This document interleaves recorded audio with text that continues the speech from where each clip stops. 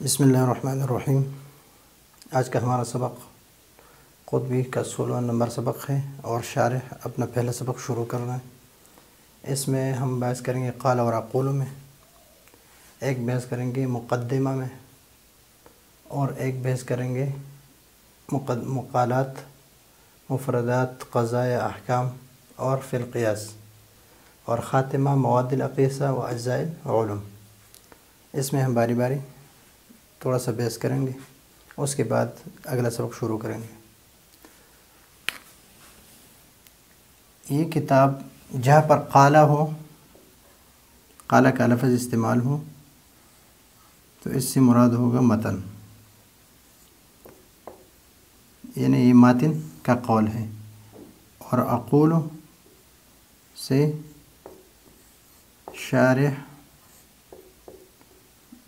اپنا قول، اپنا جو شرح ہے وہ شروع کرتا ہے۔ تو سب سے پہلے ہم اس پر اعراب لگاتے ہیں۔ الرسالۃ مرتبۃ علی مقدمۃ وثلاث مقالات وخاتمۃ۔ اما المقدمۃ ففی ماہیۃ المنطق وبیان الحاجۃ الیہ وموضوعہ، واما المقالات فأولاھا فی المفردات والثانیۃ فی القضایا وأحکامھا والثالثۃ فی القیاس، واما الخاتمۃ ففی مواد العقیسہ واجزاء العلوم۔ یہاں پر الرسالہ یعنی اس کتاب رسالہ شمسیہ کی طرف اس کا اشارہ ہے کہ رسالہ شمسیہ جو ہے یہ مرتب ہے اور یہ مشتمل ہے، اس ترتیب سے ہے کہ اس میں ایک مقدمہ ہے پہلے، پھر 3 مقالات ہے اور پھر خاتمہ ہے۔ مقدمہ کے بارے میں ہم مرقات میں پڑھ چکے ہیں، دوسرے اسباق میں بھی پڑھ چکے ہیں، اور انشاءاللہ شرح تہذیب میں بھی پڑھیں گے۔ مقدمہ یہ اصل میں ہے مقدمۃ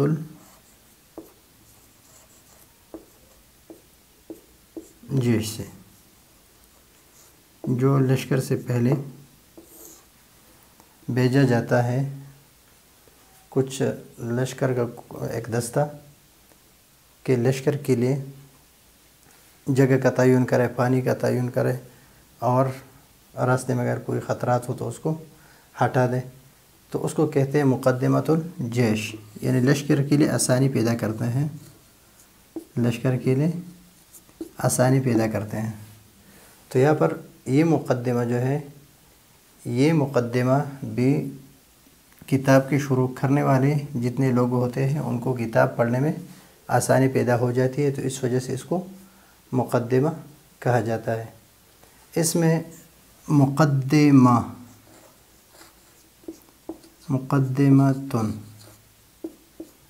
مقدمتن ہے، یہ باب تفعیل سے، باب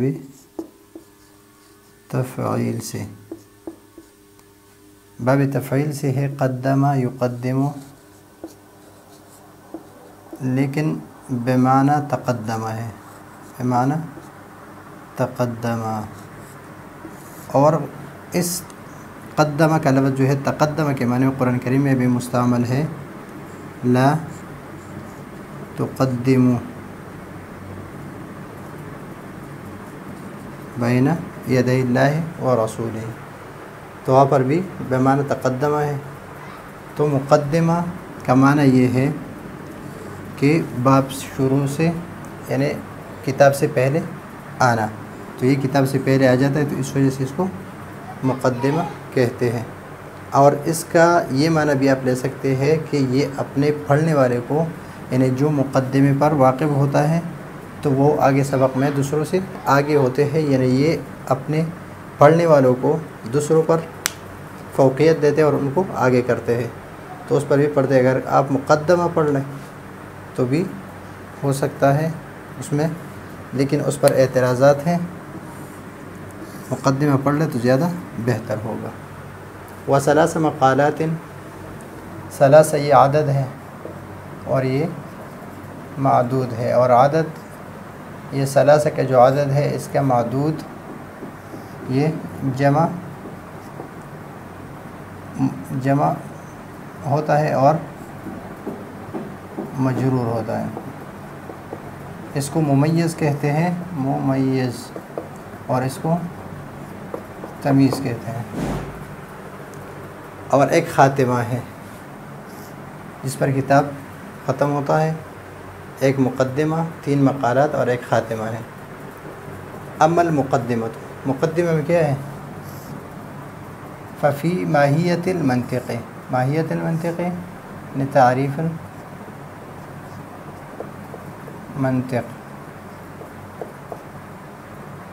آگے جا کے ہم پڑھیں گے کہ کتاب مقدمہ میں جو ہے، مقدمہ میں علم سے شروع کیا ہے، تعریف سے نہیں، اور بیان الحاجہ اور موضوع سے بھی نہیں، بعد میں شروع کیا ہے۔ لیکن اگر آپ نے مرقات کے اسباق ہمارے پڑھے ہیں تو اس میں میں نے بھی بتا دیا ہے کہ سب سے پہلے علم کی تعریف اس لیے شروع کی یہ ہم تصور تصدیق کو جانیں۔ پھر تصور و تصدیق 2 قسم ہے، ایک تصور نظری ہے اور ایک بدیہی ہے۔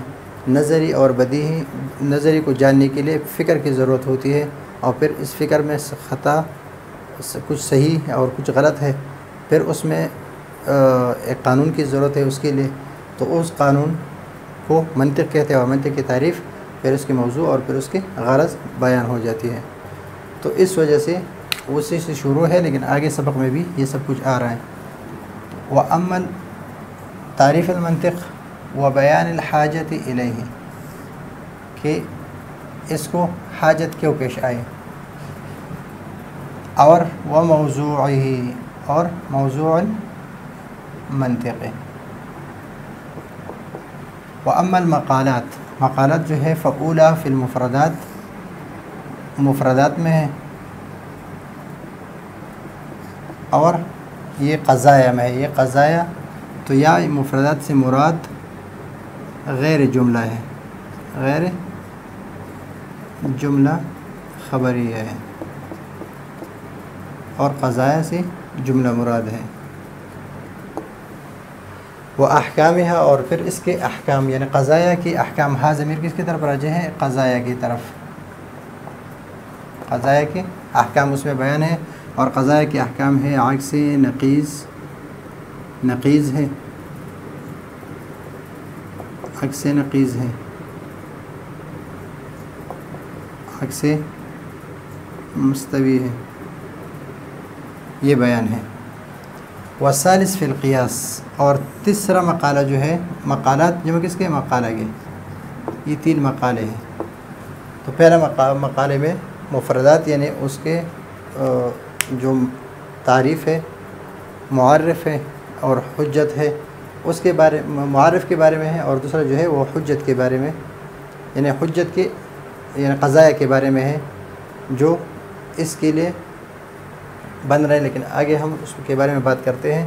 وثالث و قیاس، اور پھر اس میں قیاس کے بارے میں ہم پڑھتے ہیں، لیکن قیاس سے یہاں مراد صورت قیاس ہے، صورت قیاس ہے۔ وَأَمَّا الْخَاتِمَةُ، اور خاتمہ صورت قیاس ہم پڑھ چکے ہیں کہ قیاسی استثنائی اور قیاسی اقترانی، اور اس کے اقسام ہیں۔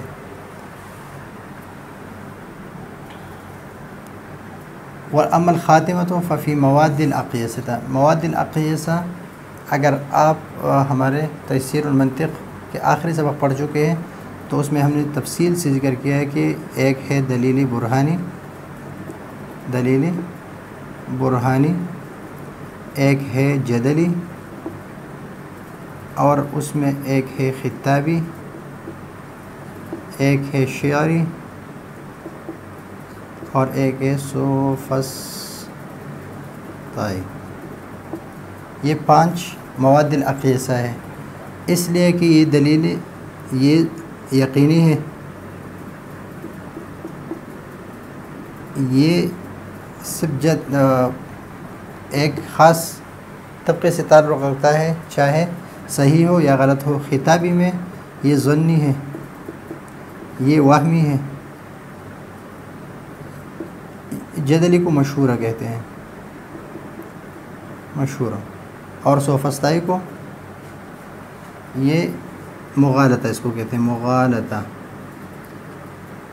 اور اس کو ذکر کیا ہے ادھر اس نام سے، یعنی اس کے صناعات، اس کے لیے جو الگ فن ہے اس کو کہتے ہیں صناعات 5. صناعات 5، صناعات 5، صناعت البرہان، صناعت الجدل، اس کو جدل کو مناظرہ یا صناعت مناظرہ بھی کہتے ہیں، مناظرہ.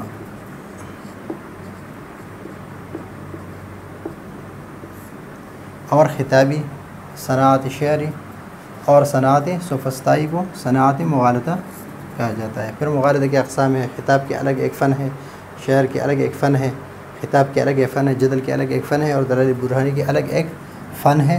اگر اس کو کوئی پڑھنا چاہے تو پھر بھی کم از کم 2 مہینے ایک فن پر لگ جاتے ہیں. وہ اجزاء العلوم، اجزاء العلوم اس میں ایک ہے موضوعات، مبادی اور مسائل یا نصب. مثلا ہم کہیں کہ الوضوء واجب، یہ تو اس میں ایک ہے ثبوت الوجوب للوضوء، یہ اس میں مسائل ہے، مسئلہ ہے. اس میں مبادی جو ہے، مبادی یہ الوضوء یہ مبادی ہے. والتصدیق به، تصور الوضوء والتصدیق به. اور موضوعات اس میں جو موضوع ہے وہ یہ الوضوء، یہ موضوع ہے. اس کے لیے ثبوت الوجوب للوضوء یہ مسئلہ ہے، اور تصور الوضوء و تصدیق بھی یہ مبادی ہے. تو یہ ہے اجزاء العلوم. اجزاء علوم کتنے ہیں؟ مبادی، موضوعات اور مسائل. اس کے بارے میں تو خاتمے میں کیا ہے؟ ففی مواد الاقیسۃ و اجزاء العلوم، اور اجزاء علوم کے بارے میں. تو یہ ہے آج کا ہمارا سبق. اگلے سبق کے لیے اجازت چاہتے ہیں. اللہ حافظ.